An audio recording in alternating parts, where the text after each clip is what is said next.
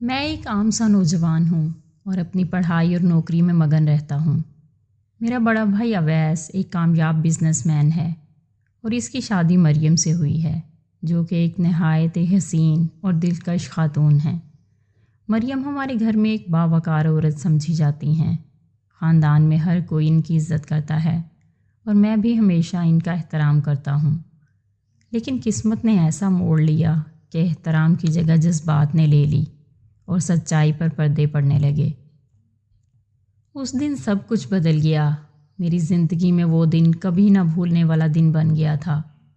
میں عام دنوں کی طرح اپنے دفتر گیا ہوا تھا، لیکن دوپہر میں کام کی کوئی خاص مصروفیت نہ ہونے کی وجہ سے میں جلدی گھر واپس آ گیا۔ گھر میں داخل ہوتے ہی عجیب سی خاموشی محسوس ہوئی۔ عام طور پر اس وقت یا تو ٹی وی کی آواز آتی ہے یا گھر کے ملازم ادھر ادھر گھومتے نظر آتے، لیکن آج ماحول بالکل مختلف تھا۔ جیسے ہی میں اپنے کمرے کی طرف بڑھا، اچانک بھابھی کے کمرے سے کچھ دبی دبی سرگوشیوں اور ہنسی کی آوازیں سنائی دیں۔ دل کی دھڑکنیں بے ترتیب ہونے لگیں۔ میں نے کچھ دیر سوچا، پھر قدم آہستہ آہستہ دروازے کی طرف بڑھائے۔ جیسے ہی میں نے دروازے پر ہاتھ رکھا تو وہ ہلکا سا کھلا ہوا تھا۔ اندر کا منظر دیکھ کر میری آنکھیں حیرت سے پھٹی کی پھٹی رہ گئیں۔ بھابھی کسی اجنبی مرد کے ساتھ تھیں۔ میرے دل میں عجیب سی کشمکش شروع ہو گئی۔ میں وہ دیکھ رہا تھا کہ میری عزت دار بھابھی، جسے میں ہمیشہ ایک مثالی عورت سمجھتا تھا، کسی اور کے ساتھ تھیں۔ یہ کیا کر رہی ہیں بھابھی؟ میں نے کانپتی ہوئی آواز میں پوچھا۔ بھابھی نے چونک کر میری طرف دیکھا، لیکن حیرت کی بات یہ تھی کہ وہ گھبرائی نہیں، بلکہ ہلکی سی مسکرا دیں اور بولیں، ارسل تم نے جو دیکھ لیا اس پر زیادہ حیران ہونے کی ضرورت نہیں۔ بھابھی کی آواز میں عجیب سا سکون تھا۔ یہ سب کیا ہے؟ کیا آپ بھائی کو دھوکہ دے رہی ہیں؟ میں نے غصے سے پوچھا۔ بھابھی نے اپنے ساتھی کو اشارہ کیا اور آدمی خاموشی سے باہر نکل گیا۔ پھر وہ میری طرف بڑھنے لگیں۔ کیا تمہیں لگتا ہے کہ تمہارے بھائی کے پاس میرے لیے وقت ہے؟ میں اس گھر میں ایک قیدی بن کر رہ گئی ہوں ارسل، اور جب ایک عورت کو اپنے شوہر سے محبت اور توجہ ہی نہ ملے تو وہ اور کیا کرے؟ میں نے حیرت سے انہیں دیکھا۔ کیا یہ وہی عورت ہے جسے میں اپنی بھابھی سمجھتا تھا؟ پھر بھابھی نے ایک قدم آگے بڑھایا اور میرے قریب آ گئیں اور مجھے کہنے لگیں، اب جب ارسل تم نے دیکھ ہی لیا ہے تو اب تمہارے پاس دو ہی راستے ہیں، یا تو تم یہ راز اپنے تک رکھو یا پھر تم بھی اس کھیل کا حصہ بن جاؤ۔ مجھے ان کی بات سن کر لگا جیسے میں سننے میں غلطی کر رہا ہوں۔ کیا مطلب بھابھی؟ مطلب یہ کہ اگر تم کسی کو کچھ نہ بتاؤ تو میں تمہیں وہ سب کچھ دے سکتی ہوں جو ایک مرد چاہتا ہے۔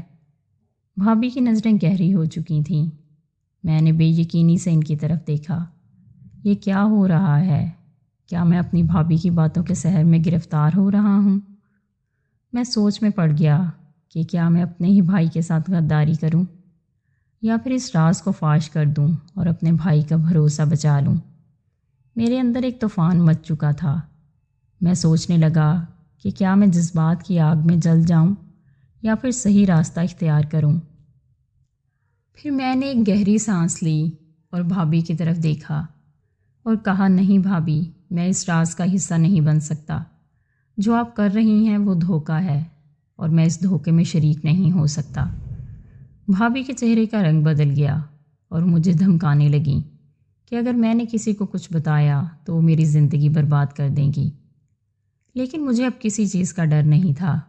میں اپنے بھائی کے پاس گیا اور انہیں سب کچھ بتا دیا کہ بھائی، جو آپ کے ساتھ ہو رہا ہے وہ غلط ہے اور میں سچ چھپا نہیں سکتا۔ اویس بھائی نے جب یہ سنا تو ان کے پیروں تلے سے زمین نکل گئی۔ انہوں نے بھابھی کو گھر سے نکال دیا اور اس اجنبی آدمی پر مقدمہ درج کروا دیا۔